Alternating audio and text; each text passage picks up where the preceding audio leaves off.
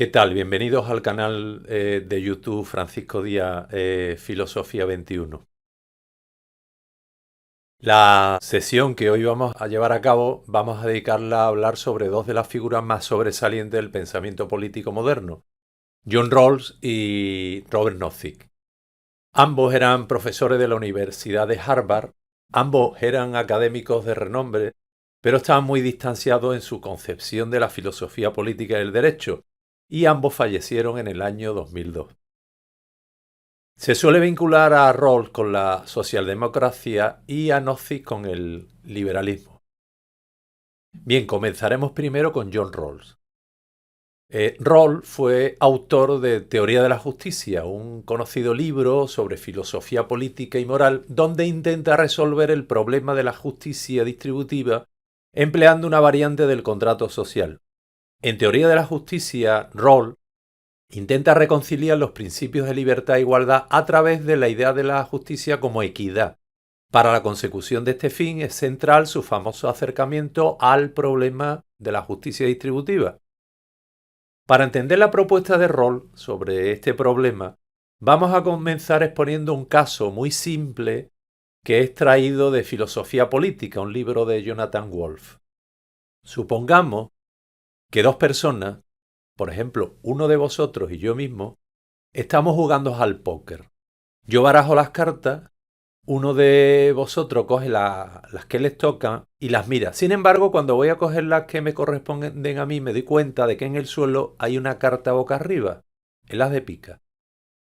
En consecuencia, propongo volver a barajar todas las cartas y volver a repartirlas. Pero tú mantienes que a pesar de todo deberíamos jugar esa mano. Discutimos. ¿Qué se supone que deberíamos hacer? ¿Pegarnos a ver quién es más fuerte? Evidentemente no. Antes de empezar a buscar una solución más drástica, deberíamos ser capaces de ver que ante nosotros se abren distintas estrategias para tratar de resolver el asunto, determinando qué solución sería la justa. Si no hay acuerdo efectivo, ¿qué podríamos hacer? Una posibilidad es pedirle consejo a un espectador imparcial, pero ¿qué hacemos si no hallamos a nadie que realmente sea un espectador imparcial y que actúe como tal? Para buscar una solución, podríamos apelar a un acuerdo hipotético. Podríamos imaginarnos a qué acuerdo habríamos llegado si uno de nosotros, antes de empezar el juego, hubiese planteado la cuestión. Tal vez pueda convencerte de que en caso de haber discutido el asunto, hubiésemos acordado retirar la mano. Yo te diría que la razón por la que no estás de acuerdo en retirar la mano es que en esta ocasión te han tocado buenas cartas. Y te diría, claro, como te han tocado buenas cartas, solo ves la situación desde la perspectiva que te conviene. Como estás atento solo a tus intereses, pues no puedes ver con claridad lo que es justo en esta situación. Deberías decidir si es justo o no es justo continuar jugando, pero sin tener en cuenta las cartas que te tocaron. Para decidir sobre la justicia tendrías que actuar con imparcialidad. Bien, este ejemplo nos sirve para entender la propuesta de Rawls sobre la justicia distributiva. Los jugadores, una vez se han servido las cartas, valoran lo que debe ser más o menos justo en función de sus circunstancias. Si los jugadores imaginasen lo que habrían acordado en relación a una situación de este tipo, antes de recibir las cartas, no se verían cejados por sus intereses particulares. Esta es la perspectiva que Rawls adopta para intentar defender sus principios de justicia. John Rawls, supone que muchas veces las concepciones de justicia que defiende la gente están cejadas en parte por sus intereses particulares, puesto que las personas ya conocen las cartas sociales que han recibido. La idea directriz de Rawls consiste en mantener que si la justicia requiere imparcialidad, esto será posible mediante cierta ignorancia. Para ver más claro cómo funciona este argumento, considerad el siguiente ejemplo que propone Jonathan Wolff. Supongamos que ha desaparecido la posibilidad de contratar árbitros de fútbol. Supongamos que debido a esta extraña circunstancia en el partido que ha de jugar el Sevilla y el Betis, el único árbitro cualificado disponible es el entrenador del Sevilla. La asociación de fútbol, para convencer al Betis y a su afición, que comprensiblemente se opone a que arbitre el entrenador del Sevilla, ha inventado una droga. Cuando alguien toma esa droga, su comportamiento es completamente normal, excepto en una cosa. Ha perdido la memoria solo en un aspecto particular. ¿Cuál es este aspecto? Pues que es incapaz de recordar a qué equipo de fútbol entrena. Esto le permite arbitrar de forma imparcial. En definitiva, la ignorancia es lo que le permite a este árbitro actuar con imparcialidad. Bueno, pues teniendo esto presente, ahora podemos ver cómo construye Rawls la posición original de los contratantes hipotéticos que tienen que decidir cuál es el camino más justo en una sociedad. Según Rawls, quienes participan en un acuerdo estarán situados detrás de un velo de ignorancia que les hace ignorar sus circunstancias particulares y actúan imparcialmente. Los individuos en la posición original no conocen su lugar en la sociedad o a qué clase social pertenecen, ignoran cuál es su posición social, su género, su raza, sus estudios, su profesión, en la clase social a la que pertenecen. En definitiva, no saben con qué carta van a jugar. ¿Es esto suficiente para hacerles llegar a un acuerdo? Lo sería si lo único que dividiera a las personas en cuestiones de justicia fueran sus intereses personales, pero las personas también están en desacuerdo porque valoran las cosas de distinto modo, poseen distintas concepciones del bien.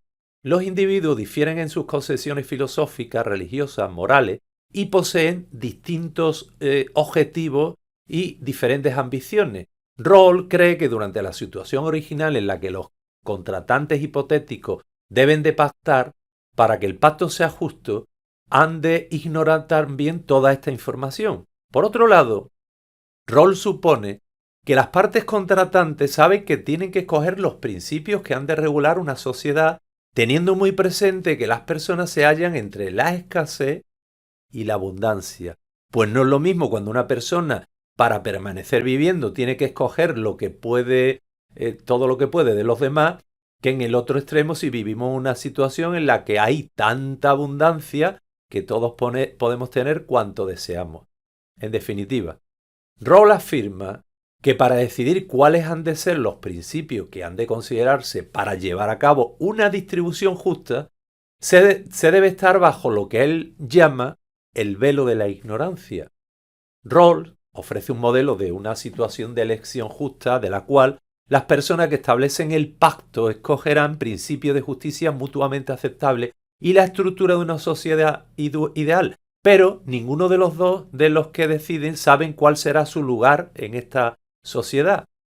El velo de ignorancia significa, pues, que nadie conoce su género, su orientación sexual, raza o clase. De este modo, el velo de la ignorancia garantiza que todos deciden lo que es justo y lo que no es justo, sin importar la posición social ni sus características individuales. Rawls argumenta que detrás del velo de la ignorancia se formaría un contrato social que ayudaría a los integrantes menos favorecidos de la sociedad, ya que en última instancia todos tienen miedo de ser pobres y querrán construir instituciones que les protejan.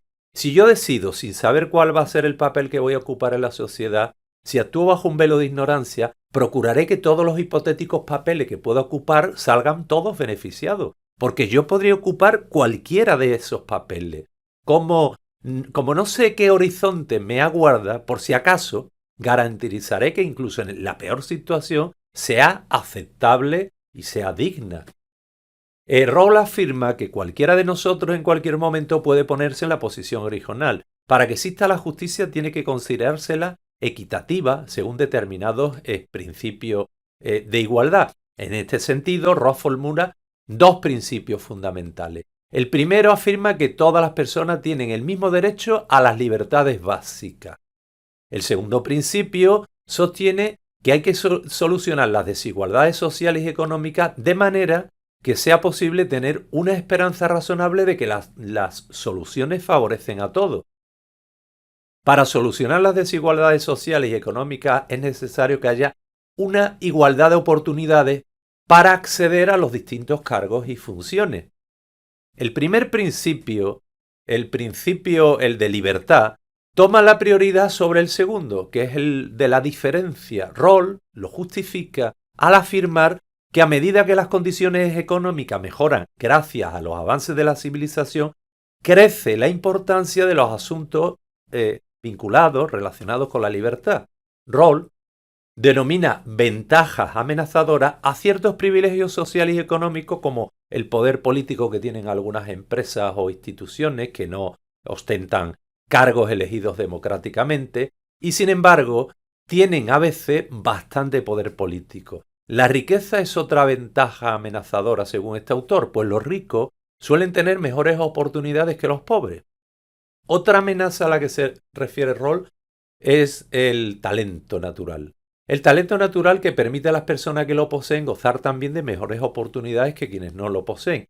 En definitiva, el poder político, la riqueza y los talentos naturales son para Rawls ventajas amenazadoras que permiten a ciertas personas obtener más que lo justo.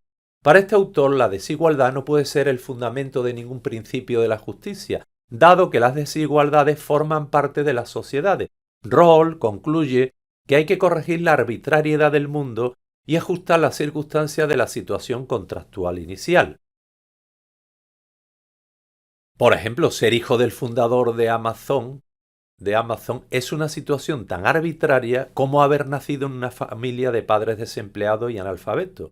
Y para Rawls, este hecho fortuito no puede determinar la vida de una persona desde el punto de vista del acceso a las oportunidades. Es necesario, dirá, articular mecanismos a fin de mejorar la situación de las personas más desfavorecidas de nuestra sociedad. Y por otro lado, según este autor, las situaciones iniciales privilegiadas sin justificación alguna en el esfuerzo o en el mérito deben de ser corregidas por la justicia social. Rawls pensaba que la clave de esta corrección son las instituciones sociales que deberían asegurar que todas las personas tengan igual acceso a ellas y además las instituciones sociales deberían crear mecanismos de redistribución que mejore la situación de todos. Rawls consideraba que el liberalismo y las democracias liberales son los sistemas políticos mejor posicionados para asegurar que esta redistribución sea una redistribución equitativa. Creía que los sistemas comunistas se centran demasiado en la igualdad absoluta sin saber con certeza si lleva a todos el mayor bien. Defendía que es más probable que un sistema capitalista con instituciones sociales fuertes asegure un sistema de justicia equitativo. El Estado ha de permitir una redistribución económica de la riqueza de la sociedad por medio de un reparto justo de impuestos, becas, etcétera, etcétera. En definitiva, Rawls propone un estado de bienestar que haga compatible la libertad y la igualdad social y el mérito personal y la igualdad de oportunidades como condiciones de la justicia social. Bien, nos ocupamos ahora de Robert Nozick. Nozick nació en Nueva York en 1838 y, como antes dijimos, falleció en el año 2002. La obra de Nozick constituye, en cierto modo, una respuesta libertaria a los planteamientos de Rawls. Este pensador, Nozick, apuesta por un modelo social y económico muy cercano al anarcocapitalismo. Consideraba este autor que los planteamientos de Rawls eran coercitivos. Podían ser legales, pero no eran legítimos. Nozick cuestionaba el concepto de justicia distributiva. Las ideas de Nozick resultan especialmente interesantes, en fin, más allá de que podamos compartirla o no. ¿Por qué? Porque nos ayudan a reflexionar sobre muchas cuestiones que se encuentran a la orden del día, como por ejemplo el estado del bienestar.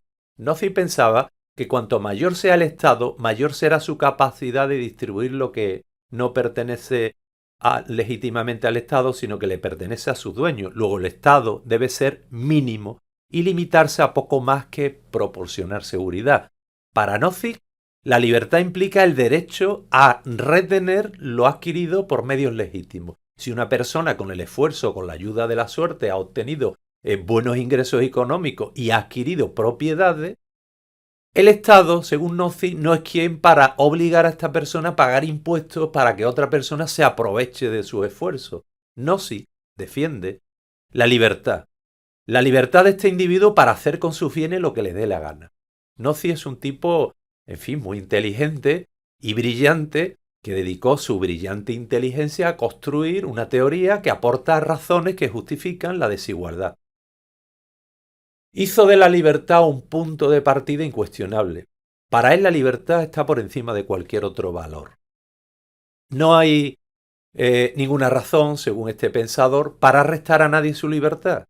Y cuando hablamos de la libertad de una persona, hemos de referirnos, según Nozick, a su libertad para conservar sus propiedades intactas. Es decir, si yo soy rico, que no venga nadie a decirme lo que tengo que hacer con mis bienes, que no venga ni siquiera el Estado a obligarme a pagar impuestos. Si alguien no tiene recursos económicos para vivir dignamente, ese no es un problema de justicia social que tenga que incumbir al rico.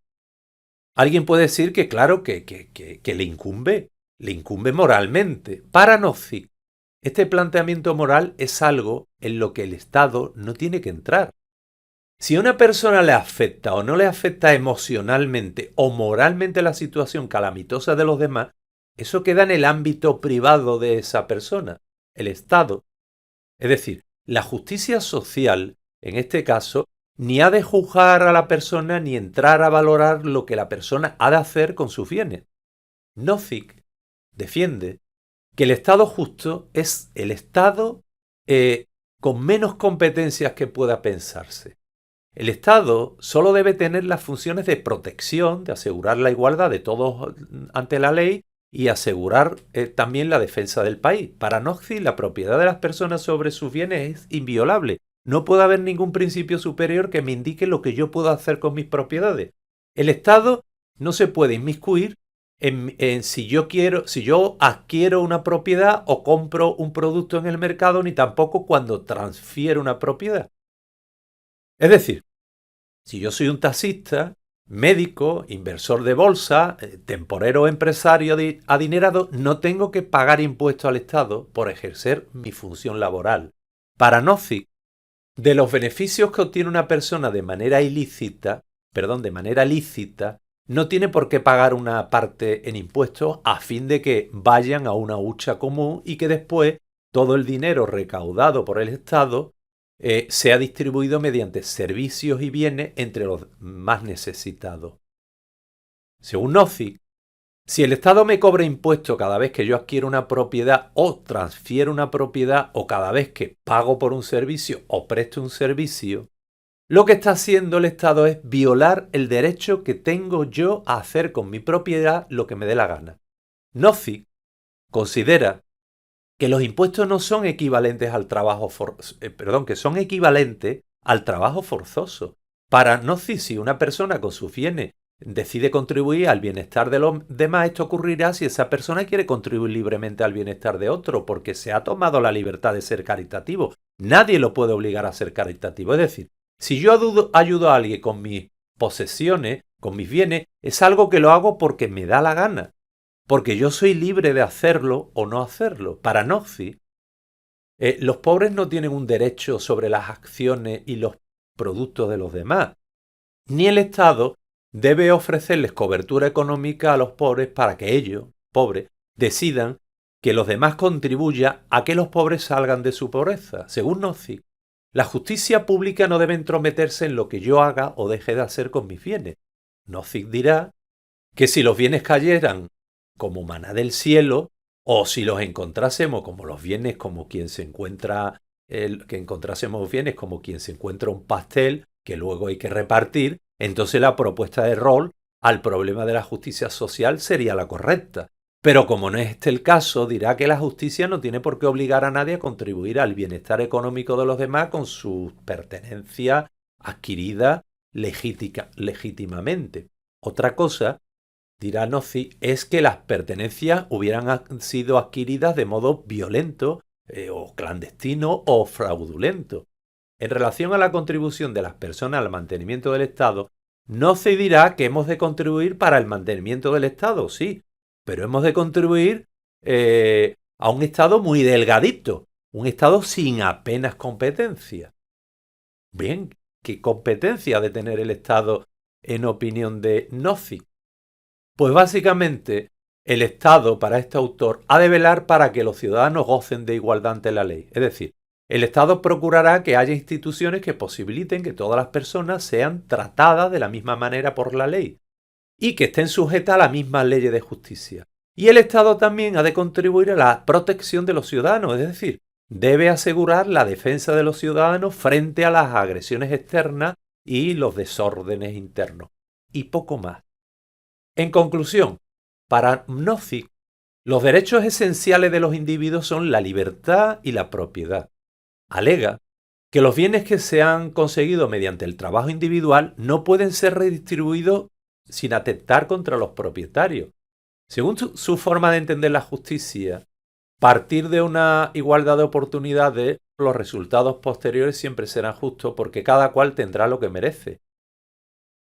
Bien, pues aquí llegamos al final de esta sesión introductoria sobre las teorías de la justicia de John Rawls y Robert Nozick. En este punto pues me despido de todos ustedes hasta otra nueva sesión de clase.